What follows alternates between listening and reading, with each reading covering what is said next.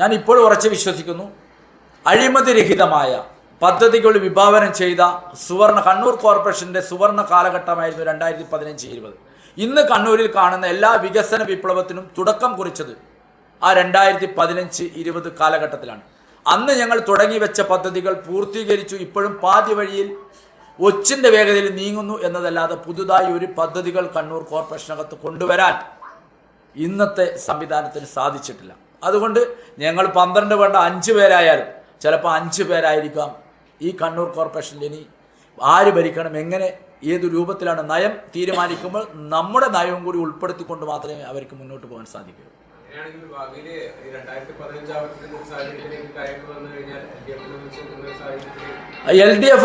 ആദ്യം LDF ഒരു നിഷേധ vote, കോൺഗ്രസിന്റെ നിഷേധ വോട്ട് നൽകുകയും പിന്നീട് സ്റ്റാൻഡിംഗ് കമ്മിറ്റി ചെയർമാൻമാർക്ക് തിരിച്ചു ചെയ്യും. നമ്മളെ സംബന്ധിച്ച ഒരു മുന്നണി എന്നതല്ല പ്രശ്നം. ഇവിടെ നല്ലതായ ഒരു ഭരണത്തിന് കാഴ്ച പിന്നീട് തുറന്നു പിന്നീട് കോൺഗ്രസ് ഇവിടെ ഭരിച്ചിട്ടുണ്ട്. അതുകൊണ്ട് കണ്ണൂരിലെ ജനത്തിന് ഉപകാരപ്രദമാകുന്ന രീതിയിലുള്ള ഒരു ഭരണ സംവിധാനമാണ് നമ്മളെ സംബന്ധിച്ചിടത്തോളം ഏറ്റവും പ്രധാനമായി നമ്മൾ ലക്ഷ്യം വെക്കുന്നത്.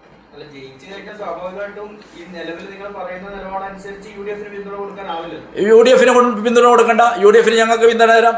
ഇനി LDF വേണമെങ്കിൽ നമുക്ക് പിന്തുണ തരാം. ഇനി അവർക്ക് പിന്തുണ, ആർക്കും പിന്തുണ കൊടുത്താലും നമ്മുടെ നയങ്ങൾ അഴിമതിരഹിതമായ കണ്ണൂർ കോർപ്പറേഷനാണ്. വികസന ലക്ഷ്യമാണ് നമ്മുടെ ലക്ഷ്യം. അതാണ് ഞാൻ പറഞ്ഞത്. നിങ്ങളെല്ലാവരും കണ്ണൂരിൽ എല്ലാ തലങ്ങളിലും പ്രവർത്തിക്കുന്നവരാണ്. നിങ്ങൾക്ക് എല്ലാവർക്കും ഇതിന് സത്യമായ കാര്യങ്ങൾ ബോധ്യപ്പെട്ടവരാണ്. 2015-20 കണ്ണൂർ കോർപ്പറേഷനകത്ത് ഒരു അനധികൃതമായ ഒരു കെട്ടിടം ഉയർന്നിട്ടില്ല. ഒരു തട്ടുകട പോലും പുതുതായി ഉയർന്നിട്ടില്ല. പക്ഷേ ഈ 5 വർഷം കൊണ്ട് കുമിളകൾ പോലെയാണ് തട്ടുകടകളും അനധികൃതമായ കെട്ടിടങ്ങളും അതുപോലെ തന്നെ പദ്ധതികളിലുണ്ടായുള്ള അഴിമതികൾ ഉൾപ്പെടെ ഏറ്റവും അവസാനമായി ജില്ലാ സെക്രട്ടറി ഇവിടെ CPM-ന്റെ ജില്ലാ സെക്രട്ടറി പറഞ്ഞ അഴിമതികൾ ഉൾപ്പെടെ ഇവിടെ നടന്നുകൊണ്ടിരിക്കുന്നു. ഇതൊക്കെ എപ്പോഴാണ് നടന്നത്? 2015-20 കാലഘട്ടം. അങ്ങനെ യാതൊരു സംഭവങ്ങളും ഇവിടെ ഉണ്ടായിരുന്നില്ല. എന്തുകൊണ്ടാണ്? നമ്മളെ സംബന്ധിച്ചിടത്തോളം 27 CPM-ഉം ഇടതുപക്ഷവും വലതുപക്ഷവും ഉള്ളപ്പോഴും നമ്മൾക്ക് നമ്മളുടേതായ നയങ്ങൾ കൃത്യമായി നടപ്പാക്കാൻ ഈ കോർപ്പറേഷനകത്ത് സാധിച്ചു എന്നതിൻ്റെ ഏറ്റവും വലിയ തെളിവാണ് ആ 5 വർഷക്കാലം. പക്ഷെ പിന്നീട് വന്ന 5 വർഷക്കാലം ഭൂരിപക്ഷത്തിൻ്റെ, ഞാൻ ഇന്നും കൗൺസിലിൽ നിങ്ങളെല്ലാവരും പലപ്പോഴും ഇവിടെ വരില്ല, ഭൂരിപക്ഷത്തിൻ്റെ ഏകാധിപത്യം, ആ ഭൂരിപക്ഷത്തിൻ്റെ ഏകാധിപത്യം കൊണ്ട് ഇവിടെ പലതും സംഭവിച്ചിട്ടുണ്ട്. നിങ്ങൾക്കറിയാം, 100 കണക്കിന് വിയോജനക്കുറിപ്പുകളാണ്, എൻ്റേതായ വിയോജനക്കുറിപ്പുകൾ അവിടെ ഉണ്ടായിട്ടുള്ളത്. ഒരു കോർപ്പറേഷനെ സംബന്ധിച്ചിടത്തോളം പാർട്ടിയുടെ ചിഹ്നത്തിൽ മത്സരിച്ച് വന്ന ആൾ, പാർട്ടിയുടെ ഉത്തരവാദപ്പെട്ട ആൾ മേയറായിരിക്കുമ്പോൾ അതിനെതിരെ ഇപ്പോൾ എന്നെ പാർട്ടിയെ തിരിച്ചെടുക്കാത്തതിൻ്റെ പ്രധാനപ്പെട്ട കാരണം പറയുന്നത് അദ്ദേഹം പാർട്ടി വിരുദ്ധനാണ്. ഞാൻ പാർട്ടി വിരുദ്ധനല്ല ഒരിക്കലും.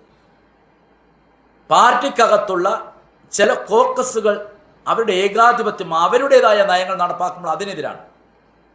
ആ നയത്തിനെതിരാണ് ഞാൻ എടുത്തത്. ഇവിടെ ആരെങ്കിലും ഞാൻ ചോദിക്കുന്നത്, STP പ്രവർത്തനം ഉദ്ഘാടനം ചെയ്തു കഴിഞ്ഞ 2023 ഡിസംബർ 30 ഉദ്ഘാടനം ചെയ്യണമെന്ന് ഏതെങ്കിലും പാർട്ടി നിർദ്ദേശിച്ചിട്ടുണ്ടോ? ഒരു കമ്മീഷൻ ചെയ്യുന്നതിന് പൂർത്തീകരണം അല്ലാത്ത ഒരു പദ്ധതി കമ്മീഷൻ ചെയ്യാൻ പാടുണ്ടോ? അങ്ങനെ കമ്മീഷൻ ചെയ്തത് ഏകാധിപത്യമാണ്. ആ ഏകാധിപത്യത്തിനെതിരെ ഒറ്റയാൻ പോരാട്ടം ഞാൻ അന്ന് നടത്തി. അന്ന് ആരും അത് ചെവിക്കൊണ്ടില്ല. പക്ഷേ 2 വർഷം കഴിഞ്ഞപ്പോൾ കണ്ണൂരിലെ പ്രബല പാർട്ടിയായ CPM-ന് 2 വർഷം കഴിഞ്ഞപ്പോഴാണ് ഞാൻ അന്ന് ഉന്നയിച്ച ആരോപണങ്ങൾ ശരിയാണ്, ഇപ്പോഴും ആ STP പ്രവർത്തിക്കുന്നില്ല എന്ന് അദ്ദേഹത്തിന് ഞാൻ പറഞ്ഞതിൻ്റെ ശരിയാണ് എന്ന് പിന്നീട് ആവർത്തിക്കേണ്ടി വന്നു. അതാണ് ശരിയെന്ന് പറയേണ്ടി വന്ന അവസ്ഥ. ഇതൊന്നും മാത്രമല്ല, ഒരുപാട് ഘടകങ്ങളുണ്ട്. ചിലരുടെ ട്രെഞ്ചിങ് ഗ്രൗണ്ടിലുള്ള മാലിന്യവുമായി ബന്ധപ്പെട്ട് ഓപ്പൺ ടെൻഡർ വിളിച്ചതുൾപ്പെടെ എൻ്റെ വളരെ ശക്തമായ നിർദ്ദേശങ്ങളും ഇതുമാകൊണ്ടാണ് നടന്നത്. പക്ഷെ പിന്നീട് വരുമ്പോൾ ബില്ല് കൊടുക്കുമ്പോൾ, പദ്ധതി നടപ്പിലാക്കുമ്പോൾ നമ്മളൊക്കെ നിർദ്ദേശിച്ചു. പക്ഷെ ബില്ല് കൊടുക്കുമ്പോൾ ഞങ്ങൾ ആരും അറിയാതെ മേയർക്ക് ഒറ്റക്ക് എക്സിക്യൂഷൻ പവർ മേയർക്കാണ്. മേയർ ബില്ല് കൊടുത്തതുപോലെ ഞങ്ങൾ അറിയുന്നത് ഓഡിറ്റ് ഒബ്ജക്ഷൻ വന്നപ്പോഴാണ്. CAG ഓഡിറ്റിന് ഒബ്ജക്ഷൻ വന്നപ്പോൾ കൗൺസിലേക്ക് ആ അജണ്ട വന്നപ്പോഴാണ് ഞങ്ങൾ അറിയുന്നത് ഇതിനകത്ത് ഇത്രയും അഴിമതി നടന്നിട്ടുണ്ട്, ഇത്രമാത്രം തുക മേയർ അനുവദിച്ചിട്ടുണ്ട്, അവിടെ ഒരു ലോഡ് പോലും മാലിന്യം പുറത്തു പോകാതെയാണ് ഇത്രയും തുക അവിടെ അനുവദിച്ചിരിക്കുന്നത്. അതുപോലെ തന്നെ ഇവിടുത്തെ കുടിവെള്ള പ്രശ്നവുമായി ബന്ധപ്പെട്ട റോഡിൻ്റെ റീസ്റ്റോറേഷൻ വർക്കുകൾ നിങ്ങൾക്കറിയാം. 6.5 കോടി രൂപയുടെ പ്രവൃത്തി നടന്നു. ഇപ്പോഴും നമ്മുടെ എവിടെയും പോകണ്ട, കണ്ണൂരിനെ നമ്മളെ ഹൃദയഭാഗത്ത് മുനീശ്വരം കോവിൽ നിന്ന് നമ്മൾ ഇവിടുന്ന് കട്ട് ചെയ്ത് താളിക്കാവ് ഭാഗത്തേക്ക് പോകുന്ന ആ റോഡ് 1 വർഷമായി കട്ട് ചെയ്ത് അത് റീസ്റ്റോർ ചെയ്യാൻ പോലും സാധിച്ചിട്ടില്ല ഇതുവരെ. ഇതാണ് കണ്ണൂരിലെ അവസ്ഥ. ഇത് ഞങ്ങളാരും പറയാത്തതുകൊണ്ടാണോ? ഞങ്ങൾ കൗൺസിൽ ഉന്നയിക്കാത്തതുകൊണ്ടാണ്. അപ്പോൾ സമയബന്ധിതമായി ഇവർക്കൊന്നും ഇതൊന്നും ചെയ്യാൻ ആർക്കും താല്പര്യമില്ല. ഈ സ്ഥിതി മാറണം. നമ്മൾ 80% ഫണ്ട് ചെലവഴിച്ച കണ്ണൂർ കോർപ്പറേഷൻ ഇപ്പോൾ എത്രയാ?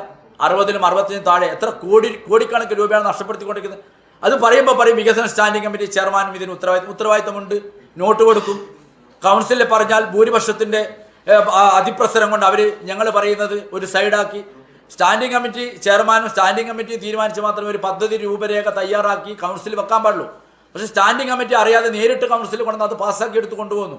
നിങ്ങൾ എന്തെങ്കിലും ചൂണ്ടിക്കാണിച്ചാൽ പറയും സ്റ്റാൻഡിംഗ് കമ്മിറ്റി ചെയർമാനും അതിന് ഉത്തരവാദിത്തം. സ്റ്റാൻഡിംഗ് കമ്മിറ്റി ചെയർമാൻ പറഞ്ഞാലോ കമ്മിറ്റി പറഞ്ഞാലോ പോലും അംഗീകരിക്കാത്തവരാണ് പുറത്തെത്തിയിട്ട് പറയുന്നത് ഇതാണ് ഇതിൻ്റെ ഭാഷ്യം. എന്തിന് എൻ്റെ വാർഡിനകത്തുള്ള ഒരു പാലത്തിന് നിർദ്ദേശം കൊടുത്ത് പദ്ധതി ഉണ്ടാക്കി അതുപോലും നടത്താൻ അനുവദിക്കാതെ ഞാൻ അറിയാതെ തന്നെ അത് ക്യാൻസൽ ചെയ്ത ഒരു കൗൺസിലർ ചരിത്രമാണ്.